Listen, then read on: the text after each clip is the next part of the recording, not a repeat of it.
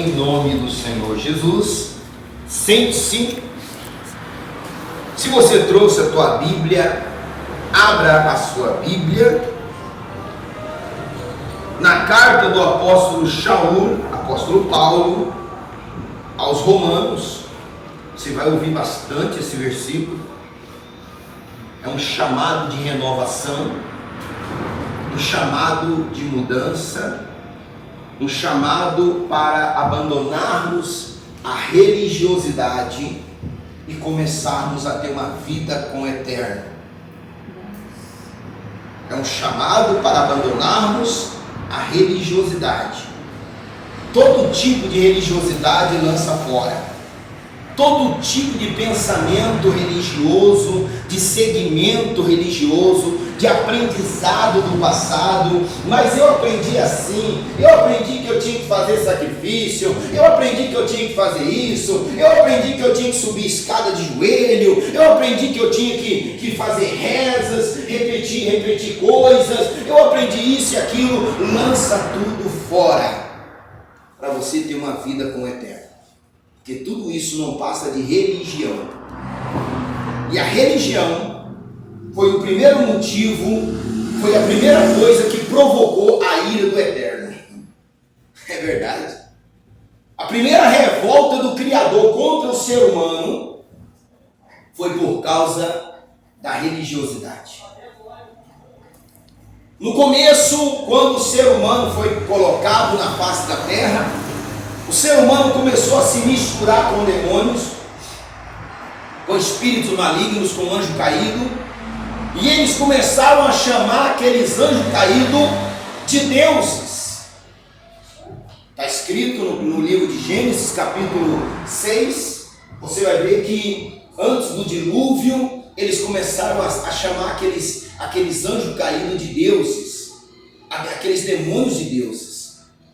E começaram a cultuar aqueles espíritos malignos, aquelas entidades. Eles começaram a venerar aquilo como se aquilo fosse algo superior a eles. O Eterno então fez o dilúvio e exterminou tudo aquilo, deixando apenas uma família. A família de Noé, ou Noé, como nós conhecemos. Noé, que significa descanso, ele era o único que não cultuava e não se prostrava diante daquelas entidades. As pessoas começaram a ficar religiosas, começaram a prostrar diante daquelas aberrações. Existia criatura de 13 metros de altura, comeu tudo que tinha na face da terra e depois começou a comer também os seres humanos. E os seres humanos começou a chamar aquelas criaturas de deuses. Por isso, se você ler, você vai ver, e os filhos de Deus que veio à terra, começou a procriar com mulheres e tal, aquilo lá, filho de Deus, foi o ser humano que começou a chamar. Não que eles eram deuses. E depois aquilo ficou como religiosidade no Egito, que o Egito é os descendentes diretos de Nimrod, os egípcios, e eles cultuavam milhares de deuses que eram a personificação daqueles anjos caídos. Eles cultuavam. Desde o início, a religiosidade foi a coisa que mais provocou a ira do Eterno. Nos 10 mandamentos, o mandamento mais proeminente, mais grande e que mais se fala é: não farás para ti deuses, não cultuarás a imagem, não terás imagem de escultura, não se prostrarás a ela. O Eterno disse: eu sou Elohim zeloso, não permito nenhum tipo de culto, nenhum tipo de adoração a objeto, a imagem, seja ela qual for. E o ser humano, ele veio, e isso é uma linha muito tênue, muito fina. É muito fácil você entrar numa religião e começar a cultuar, a ser idólatra. A idolatria é uma provocação ao Eterno, é muito fácil. E você se torna idólatra sem perceber. Quando você começa a idolatrar o sacerdote, o profeta, o pastor, você começa a idolatrar ele, você começa a colocar ele como um semideus. Ele é apenas um ser humano, usado pelo Eterno, mas é o quê? Um ser humano. Eu sou um ser humano. Até estou aqui com a manchinha roxa na unha. Eu dei uma bordoada nessa noite passada na unha, trabalhando lá, e doeu só um pouco. Se eu fosse um semideus, jamais tinha doído, né? Não tinha roxeado. Então eu sou um ser humano. Então você não deve, jamais deve adorar o homem.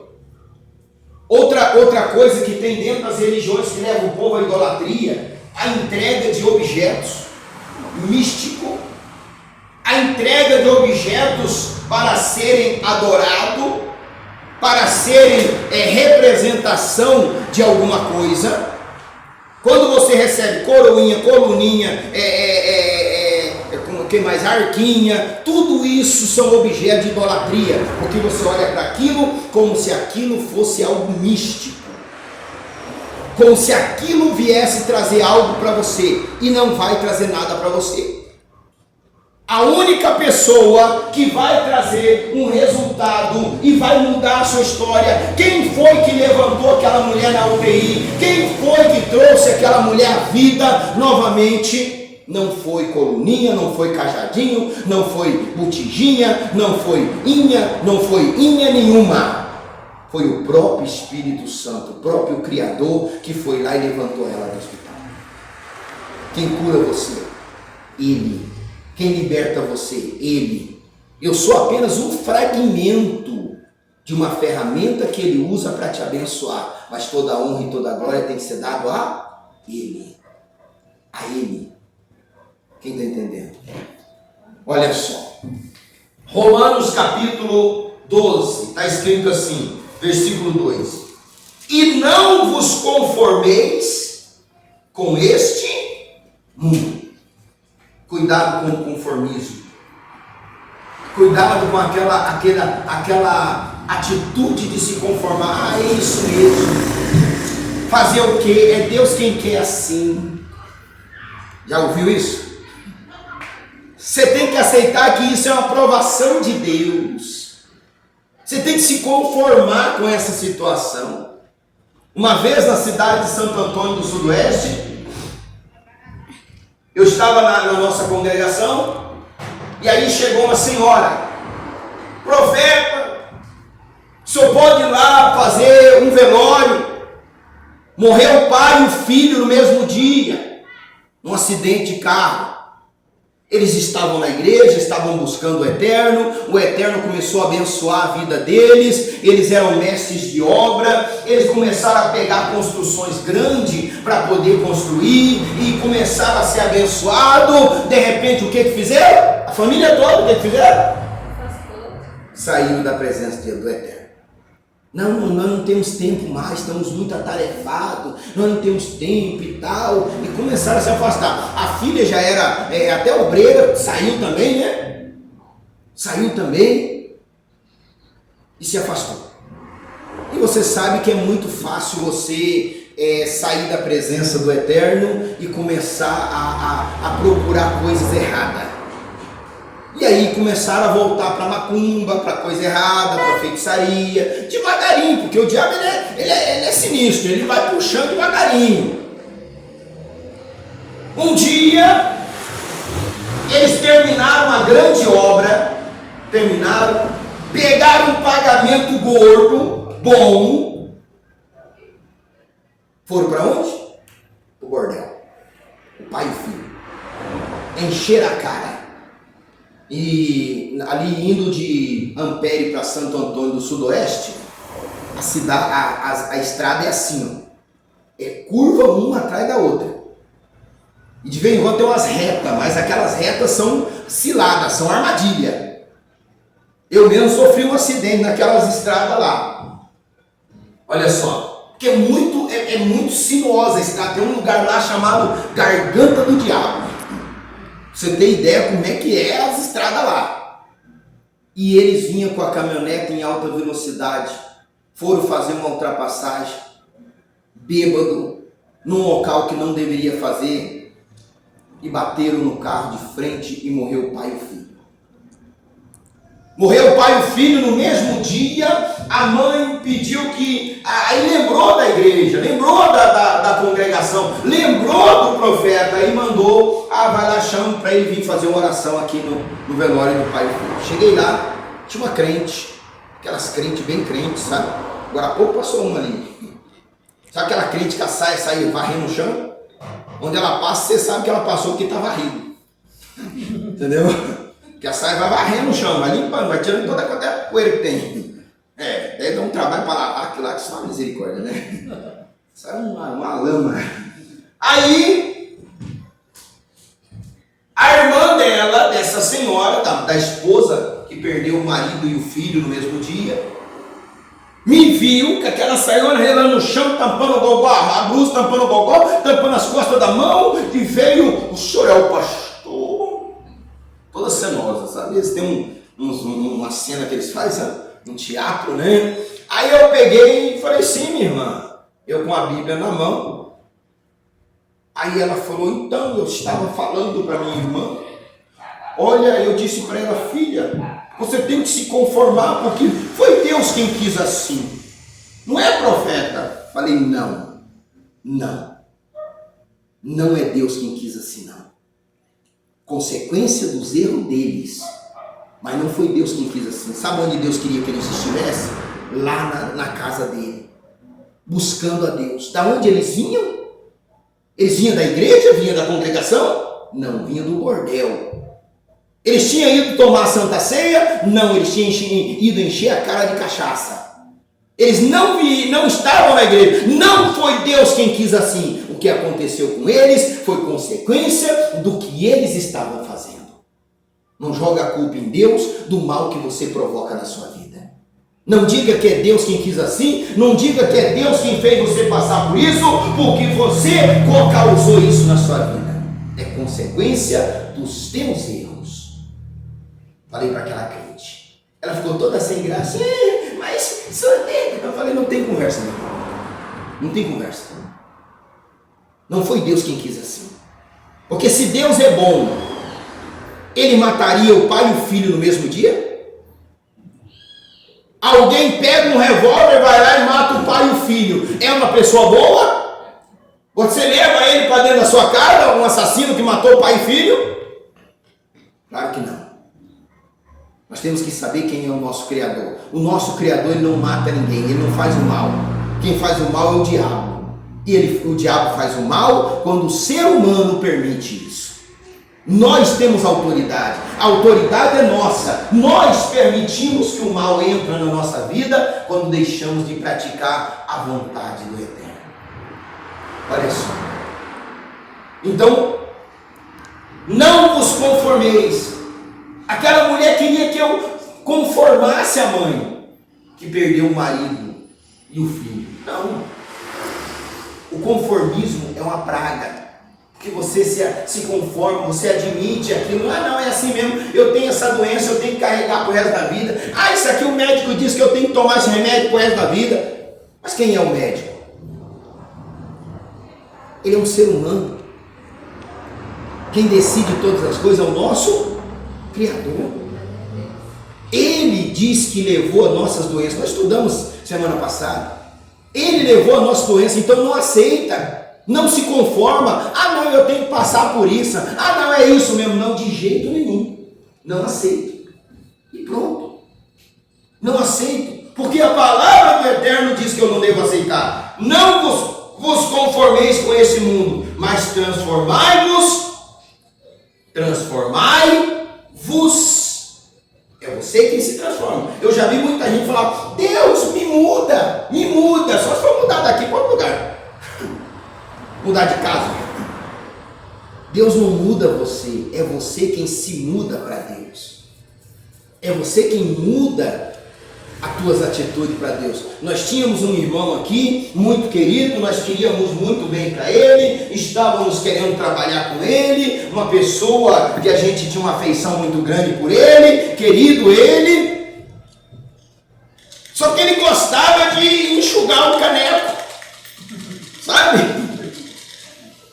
Ele gostava de vez em quando de beber socialmente, até cair. Está entendendo? Ele bebia socialmente, até cair. Até chamar o urubu de meu louro. Até cercar frango. Ele bebia só um catiquinho, né? Só até dormir, né? Bebia, então só bebe até dormir. Né? E aí, um dia eu preguei sobre isso, está aqui em Romanos, 1 Coríntios capítulo 6, versículo 9 e 10. Os bêbados não herdarão o reino do céu. Ele não gostou. Se afastou. Fazer o quê? Ele se afastou. Ah, profeta, mas ele não fez. Ele, ao invés dele se transformar, ao invés dele se mudar. Não, opa, a palavra diz que a bebida vai me levar para o inferno. Então eu não vou beber, ué. A Bíblia diz ali, no livro de Efésios: não vos embriagueis com vinho, mas enchei-vos do Espírito Santo. Ou eu vou beber a cachaça, ou eu vou me encher do Espírito Santo. Não tem como fazer as duas coisas. É eu quem tenho que mudar. É eu quem tenho que mudar. Tem atitudes na minha vida que eu tenho que mudar. Deus não vai descer do céu, do chamai, para poder tomar da mão da pessoa que fuma um cigarro. Esse dia um menino falou para mim: profeta, eu quero parar de fumar. Falei: o que te impede? Cata o teu cigarro, joga fora e não fuma mais, velho. É simples, não é? Ah, mas aí eu vou ficar com vontade depois. Meu irmão, eu tenho vontade de tanta coisa. E não é por isso que eu vou sair fazendo doideira. Eu tenho vontade de comer uma picanha. Mas se eu não tenho dinheiro, eu vou roubar a picanha? Vou pegar a força? Não. Eu tenho que ter controle na minha vida. Tem coisas que eu não devo. É ou não é? Mas é eu quem mudo. Aí eu estava falando para ele. Quando eu era jovem, eu também comecei a fumar. Fumei um bom tempo, bebi um bom tempo. Antes de eu ir para a igreja, eu parei de fumar e parei de beber. Eu falei: vou parar de fumar. E Deus me abençoou, claro. Porque eu tomei atitude. A nossa atitude provoca a reação do eterno. Falei para ele: joga fora o cigarro, joga fora.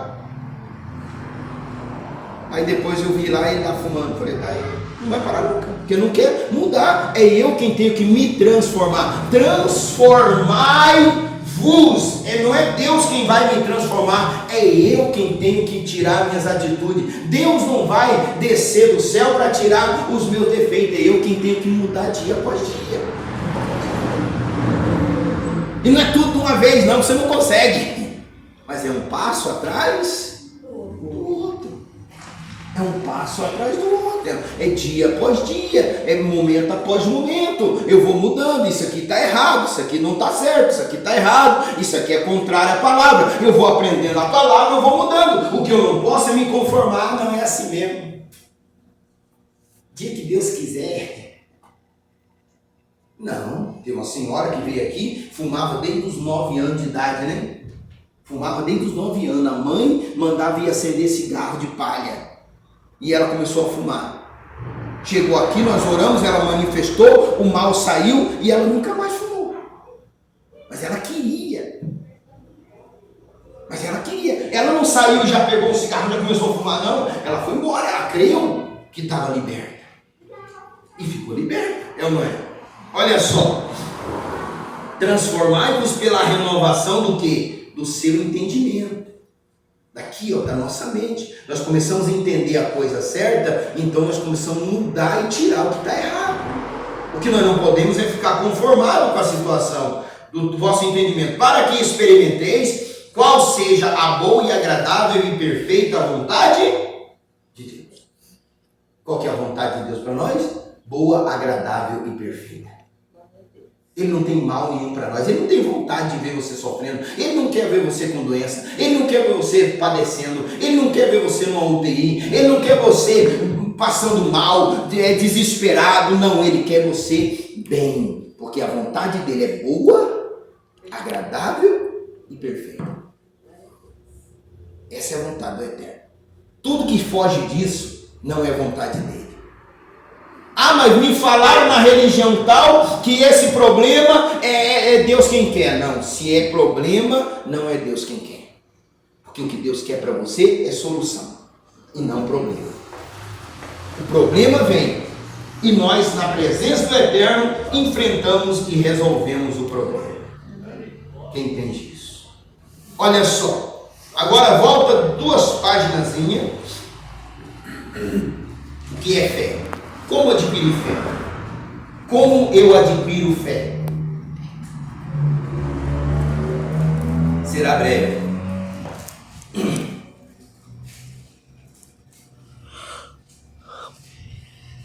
Versículo 16. Vamos ver o versículo 15 também. Romanos. Capítulo 10, versículo 15, 16 e 17. 10.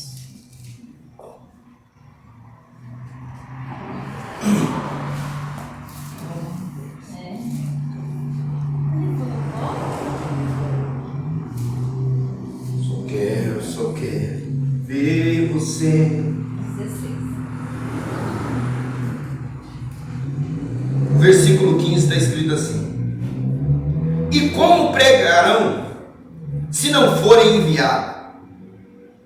Como está escrito: quão formosos os pés dos que anunciam a paz, dos que anunciam coisas boas. Esse é o Evangelho. O Evangelho te traz paz e te traz coisas boas. Olha só, mas nem todos obedecem ao Evangelho. É todo mundo que obedece? Não. Ah, não, mas eu tenho o meu jeitinho brasileiro. Não, a Bíblia diz que é assim, mas eu vou dar eu dou uma chacoalhada.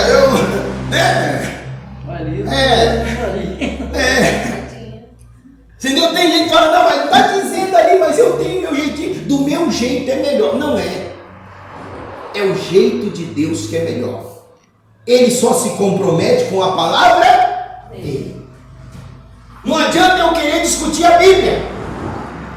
Não adianta eu querer debater. Não, mas deixa eu explicar para você. Não tem explicação. A palavra de Deus diz assim e é assim que tem que ser. Se eu não fizer segundo a palavra, naquela área que eu não fiz segundo a palavra, o Eterno não se compromete. Referente à cura, ele diz que nós já fomos curados. O que eu tenho que fazer? Declarar que eu já estou curado. Por quê? Porque a palavra diz: pelas suas pisaduras fomos sarados. Então eu declaro que eu estou curado. Por quê? Não porque eu sou teimoso e acho isso, não, mas porque a palavra garante isso. Então, mesmo que eu sinta algum sintoma, eu declaro: Satanás, você não tem poder sobre mim, o meu corpo é templo e morada do Espírito Santo, e eu já estou curado, porque a palavra diz que eu já estou curado.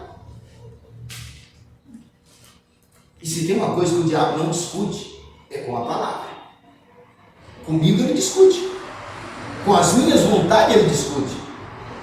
Com o que eu acho, com o meu achismo, ele discute, mas não com a palavra. Jesus Cristo usou o que para vencer Satanás no deserto? Ele sabia que ele era o Filho do Eterno. Ele poderia dizer: ah, diabo, você acha que você é o quê, rapaz? Eu sou filho do Todo-Poderoso, eu sou o próprio Todo-Poderoso. Você vem querer debater comigo? Ó, eu vou mostrar para você como é que eu sou o cara, vou logo transformar essas pedras em pão. Você entendeu? Mas ele não fez isso. Ele não discutiu com a palavra dele. Ele não tentou provar nada para o diabo. Ele simplesmente citou a palavra. Nem só de pão viverá o homem, mas de toda a palavra que sai da boca do Eterno. Está escrito em Deuteronômio capítulo 8, versículo 3. Nem só de pão viverá o homem. E o diabo não teve mais argumento. Mas eu venço o diabo pela palavra, porque é pela palavra que eu adquiro fé. E toda vez que eu usar a palavra contra algum mal na minha vida, eu vou vencer aquele mal. Toda vez que você usar a palavra contra uma dificuldade, contra um problema, você está usando a fé. Fé é a palavra. Olha o que está escrito aqui. Mas nem todos dão crédito. Muitos querem debater, querem discutir, né? Mas nem todos obedecem o Evangelho. Pois Isaías disse: Adonai, quem creu na nossa pregação? Você entende que é continuação do que nós estudamos a semana passada. Nós estudamos isso, está lá em Isaías 53, primeiro versículo. Quem deu crédito à nossa pregação? Porque é mais fácil você ir para uma religião onde o pregador, entre aspas, fica ali dizendo: ó, faça isso, faça aquilo. Agora, é difícil você viver uma fé que te faz ter responsabilidade. É ou não é verdade? Eu não quero ter responsabilidade. Aí eu chego no profeta e falo: profeta, decida isso por mim. Aí se depois eu fracassei, ó, foi o profeta que fracassou, porque eu fiz o que ele mandou. Não, você tem que fazer o que a palavra manda. E o profeta, ele tem que te orientar dentro da palavra e não fora da palavra. Qualquer profeta que eu acho, minha irmã, que é desse jeito, quando ele falou eu acho, aí você fala para ele: não pode parar, não quero saber do teu conselho, porque não é o que você acha ou deixa de achar, é o que está na palavra. Porque se está na palavra vai funcionar, se não está na palavra não vai funcionar, porque o Eterno disse: viste bem, Jeremias, eu velo sobre a minha palavra, eu tenho cuidado da minha palavra. O meu compromisso não é com o acho, com o achismo de ninguém. O meu compromisso é com o que eu disse. E se eu disse que você está curado, então creia, você está curado. Ele disse que nós estamos curados, então é a palavra dele. Olha só. Quem creu na nossa pregação? De sorte que a fé esse é uma afirmação. Não tem outra receita para se adquirir fé. Se eu mudar, ponhar outro ingredientezinho que seja, já não é mais fé.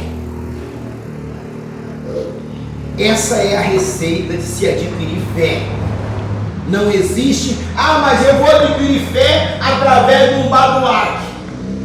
Eu vou lá na congregação para receber um adorno, um badulaque, e aquilo vai me gerar fé. Não vai, aquilo é contrário à palavra do Eterno. Você não precisa de badulaque nenhum. Você precisa crer na palavra. Você não precisa de uma coluninha para você ter fé. Você não precisa de um cajadinho. Você não precisa de um vasinho, de uma botijinha para você ter fé. Você precisa crer na palavra. Por que nós usamos o azeite? Porque a palavra do Eterno diz lá no livro de Tiago, capítulo 5, versículo 14. Você vem até a congregação, está com algum problema, está com enfermidade, então o profeta pega o azeite e unge você com o azeite. É a palavra. Unge com azeite e faz a imposição de mão e ora sobre você, e você é curado pelo poder de quem? Então nós usamos o que está na palavra. Arquinha nós não usamos, cajadinho nós não usamos, botijinha nós não usamos, Crucifixo nós não usamos. Sábado passado eu falei do crucifixo aqui à noite aqui. Teve gente que torceu o beijo. Porque é religioso. É religioso.